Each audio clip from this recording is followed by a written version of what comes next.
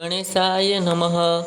સૂત બોલ્યા, રમણીય અને હરિયાળા મેરુ પર્વત પર સ્કંદ સરોવર, જે ઘણું વિશાળ અને શોભાયમાન છે, તે આવેલું છે. આ સુંદર સરોવરની ઉત્તર દિશાના કિનારા પર આવેલા કલ્પવૃક્ષની નીચે હીરાની બનાવેલી શિલામય વેદિકા પર કોમળ મૃગચર્મ પાથરી તેના પર સદાબાલ સ્વરૂપ ધારણ કરનારા સંતકુમાર બિરાજ્યા હતા. તેઓ પોતાના જીત્યોગ સમાધિમાંથી એ વેળાએ જાગૃત થયા હતા. ત્યારે ઘણા ઋષિમુનિઓએ તેમની સેવામાં બેઠા હતા અને યોગીનિંદ્રો તેમની પૂજા કરતા હતા. આ સરોવર પાસે સંતકુમાર તપ કરવા બેઠા હતા. એવામાં નેમિશરણ વાસી મુનિઓ ત્યાં આવ્યા. યજ્ઞ પૂરો કરી તેમના દર્શન કરી ત્યાં બેઠા. સંતકુમારે તેમની કુશળતા પૂછી અત્રે પધારવાનું કારણ પૂછ્યું. તો તે મુનિઓ કંઈ કહેવા જાય ત્યાં તો ગગનમાં દેવદુદુંભી વાગવા લાગ્યા અને થોડી જ વારમાં ત્યાં આગળ એક દેવ વિમાન આવી આકાશમાં ચક્કર ચક્કર ઘૂમવા લાગ્યું. એ દિવ્ય વિમાનમાં શિલાદ પુત્ર નંદી તેમની પત્ની સુયશા સાથે બેઠા હતા. દેવ વિમાન ત્યાં ઉતર્યું.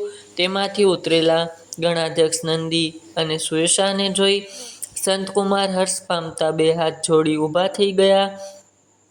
સંતકુમારે નંદીને સાષ્ટાંગ દંડવત પ્રણામ કર્યા અને એમની સ્તુતિ કર્યા પછી સામે બેઠેલા મુનિઓનો પરિચય આપતા કહેવા લાગ્યા, આ બધા પવિત્ર ઋષિઓ 6 કુળમાં ઉત્પન્ન થયેલા છે. તેઓ લાંબા કાળથી નેમિષરણમાં યજ્ઞનું અનુષ્ઠાન કરી તેની સમાપ્તિ કરી બ્રહ્માજીના આદેશથી આપના દર્શનાર્થ ક્યારના અહીં આવીને બેઠા છે. આ સાંભળી ગણાધ્યક્ષ નંદીએ માત્ર તેઓ પ્રત્યે દ્રષ્ટિપાત કરીને એમના પાશોને કાપી નાખ્યા. પછી તેઓ શૈવધર્મ તથા ઈશ્વરી જ્ઞાનયોગ આપીને શિવ પાસે ગયા. સંતકુમારે તે સર્વધર્મ જ્ઞાન મારા ગુરુ વ્યાસને ઉપદેશ્યું હતું. પૂજ્ય વ્યાસે મને તે ધર્મ જ્ઞાન કહ્યું અને તે જ જ્ઞાન મેં તમને ટૂંકમાં કહ્યું છે. આ શિવ પુરાણ સર્વ પુરાણોમાં શ્રેષ્ઠ અને રત્ન જેવું છે. વેદોને જાણનારાઓને તે આપવું નહીં. જેવો સેવા માર્ગ આ પુરાણ ગ્રહણ કર્યું હોય, ભણાવ્યું હોય કે શ્રવણ કર્યું હોય તેઓને તે સુખ, ધર્મ અને અંતે મોક્ષ પણ આપે છે. આ પૌરાણિક માર્ગરૂપ યોગથી મેં તથા તમો એકબીજા પર ઉપકાર કર્યો છે. આથી મારી મેચ્છા પૂર્ણ થવાથી અહીંથી જઈ રહ્યો છું. તમારું સર્વ પ્રકારે પરિપૂર્ણ કલ્યાણ જ થાવો એમ સૌને આશીર્વાદ આપી સૂત પુરાણી ગયા. તે વખતે સદાચારી મુનિઓએ પ્રયાગમાં તે મહાન યજ્ઞની સમાપ્તિ કરી દીધી હતી. પછી કલિયુગ આવવાથી તેઓ કાશીનગરીની આસપાસ જઈને વસ્યા હતા.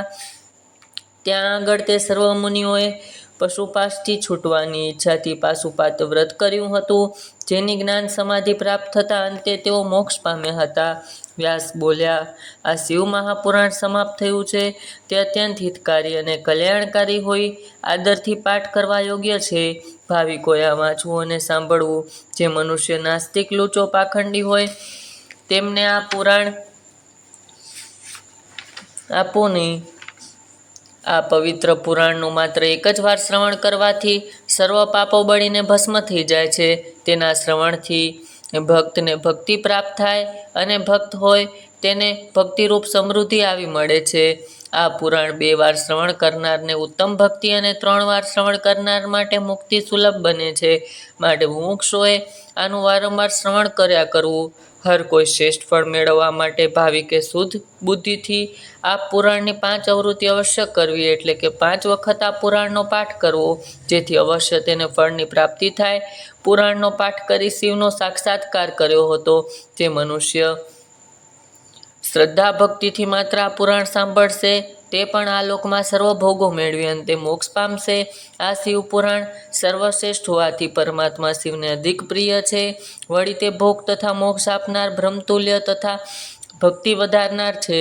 પોતાના પ્રથમ ગણો, પુત્રો તથા દેવી અંબા સહિત ભગવાન શંકર આ શ્રેષ્ઠ પુરાણના વક્તા તથા શ્રોતાનું સદા સર્વદા કલ્યાણ કરો.